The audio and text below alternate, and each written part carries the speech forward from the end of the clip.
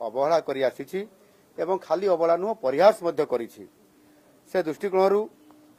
कांग्रेस दल तरफरू कांग्रेस नेता मान तरफरू बारंबार बारंबार एवं निजे पंडित नेहरूंकर द्वारा मध्य तांकु अपमानित करा जाइछि एवं सेथिपाई मु निश्चित भावरे दाबी रखुछि जे कांग्रेस दल सर्वप्रथमे जो बाबा साहेब भीमराव आंबेडकर को जेभली भाव में अतीतरू बहुत अपमानित करिसंती से निजे कांग्रेस दल सर्वप्रथमे क्षमा मागिबा उचित एवं से क्षमा मध्य मागु। विशेष करके जेते बेले आपंकर भारत स्वाधीनता लाभ करला परे पंडित नेहरू जवाहरलाल नेहरू जेते बेले भारत वर्षर प्रथम प्रधानमंत्री हेले सेते बेले जो राष्ट्रीय सरकार हला से समय विभिन्न राजनीतिक दलरू एवं जो माने ये देशर नेतृत्व नौथिले जो माने ज्ञानी सरकार चलैबार जो मानकर दक्षता एवं जो मानकर ज्ञान थला ताकू नै कि सरकार परिवार ए कथा को नीति निष्पत्ति हेइथिला एवं सबुठारू ज्ञानी एवं अधिक ज्ञान अर्जन करिथिबा तथा शिल्प एवं विशेष करके अर्थनैतिक दृष्टिकोण स्वतंत्र भाव ज्ञान प्राप्त होता डॉक्टर बाबा साहेब आंबेडकर को से विभाग मंत्री न करी तांकु आईन विभाग दायित्व मध्य कांग्रेस सरकार समय पंडित जवाहरलाल नेहरू ही देइथिले एवं ताहा सहित मध्य एथिरे संरक्षण व्यवस्था कथा जितेबाला आसला सेतेबेले मध्य मुसलमान को संरक्षण देवा कथा को बेसी प्राधान्य दिया जाइथिला किंतु आदिवासी एवं हरिजन क्षेत्र में सेथिरे स्वतंत्रता दिया जाई नथिला एनु वास्तविक एथिरे जो पातर अंतर कांग्रेस करुथिला एवं ताकू जेतेबेले ये कथा को दृष्टि आकर्षण करले भीमराव आंबेडकर जी तांकु से बहुत अपमानित करथिले। पंडित नेहरू जेतेबेले डॉक्टर बीसी राय को एक चिठी रे से उल्लेख करथिले सेथिरे जो प्रतिवाद करथिले डॉक्टर भीमराव आंबेडकर विभिन्न कथा को लेकर जेतेबेले पातर अंतर करा जाइथिला एवं से कथा को गुरुत्व देले नाही पंडित जवाहरलाल नेहरू सेतेबेले से तांको पदवी इस्तीफा देइथिले एवं इस्तीफा देला परे पंडित नेहरू डॉक्टर बीसी राय को एक चिठी लिखिथिले एवं से चिठी रे स्पष्ट भाव रे थिला जे भीमराव आंबेडकर जो इस्तीफा दउछंती सेथिरे कांग्रेस दल उपरे कौन सी प्रकार प्रभाव पड़िबो नाही एवं आज कांग्रेस पार्टी किभली भाव रे डॉक्टर भीमराव आंबेडकर सपक्ष रे कथा कहउछंती ताकू से अपमान करछंती एवं से जते बळे ताको कथा को रखिले नाही ये जो बारंबार घटना घटिला यानी संपूर्ण भाव रे कांग्रेस दल भीमराव आंबेडकर बाबा साहेब कर विरोध रे ही थिला। 1952 लोकसभा निर्वाचन रे एवं 1954 निर्वाचन रे बाबा साहेब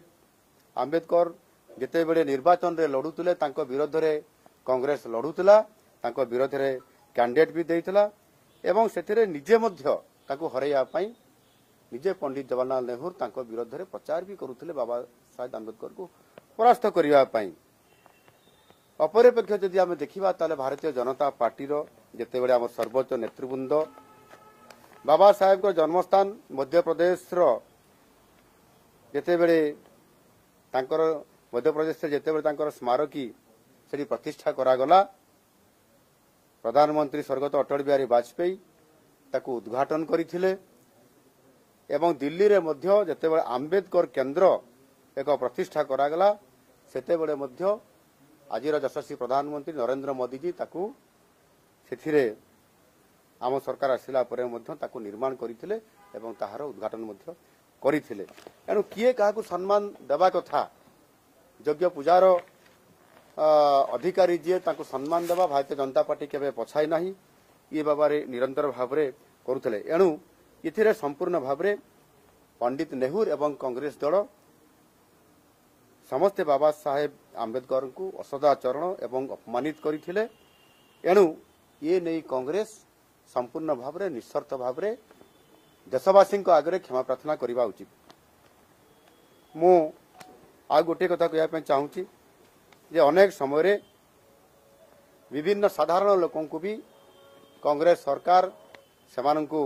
भारत रत्न पद्म विभूषण एवं पद्मश्री भली उपाधि तांको प्रदान करुथिले, किंतु निर्वाचन रे बाबा साहेब आंबेडकर को परास्त करिथिबा नारायण साड़ोबा काजरोलकर को 1970 मसीह पद्म विभूषण दे ताकू सम्मानित करथिले। अर्थात बाबा साहेब आंबेडकर को जी हरई थिले से लोक पद्म विभूषण पुरस्कार पाइबे। ई प्रकार कांग्रेस सरकार विचित्र नीति आमे आज देखिया पाई पाउछंती एवं किबड़ी भाव में जड़े भारत वर्षर श्रेष्ठ व्यक्तित्व को तांको किबड़ी भाव से अपमानित करछंती ए कथा मु आज कहया पाई एठी गणमाध्यम रे मध्य चाहूछि। एणु आज निश्चित भाव में एक कथा मु कहया पाई चाहिबी जे विगत जो घटना घटिला ताकू एक राजनैतिक चक्रांत करी गृहमंत्री अमित शाहर जो भाषण एक छोट विवृत्ति को नहीं जेभली भाव में ताकू विकृत करिसंती सेतिरे भारतवासी भल भाव में जानिसंती जे अमित शाहर आभिमुख्य कौन एवं भारतीय जनता पार्टी आभिमुख्य कौन अच्छी एवं किभली भाव में क्या सम्मान दि जाए से कथा भारतीय जनता पार्टी बेस ताकू भल भाव में जना अछि। वास्तव में राहुल गांधी एवं तांको दल जो माने बाबा साहेबंकर प्रति जो अतीत जो करा जाइथबा अपमान रो कलंक को जो माने बहन करुछंती आउ सेठी पई राहुल गांधी से सबु जो ड्रामाबाजी करुछंती से ड्रामाबाजी को से बंद करंतु एवं सुस्थ भाव से निजर जो जेभली भाव से इथिरे दल सहित सारा भारतीय लोक मानू बाबा साहेब आंबेडकर जेभली भाव से अतीत विकृत करुवा से दलर नेतृत्व नौथबा से क्षांत रहंतु एवं संपूर्ण भाव में ये जो नाटकबाजी करछंती तांकु सेथिरु से क्षांत रहंतु। निश्चित भाव में ये कथा लोक माने आगामी दिन में तांकु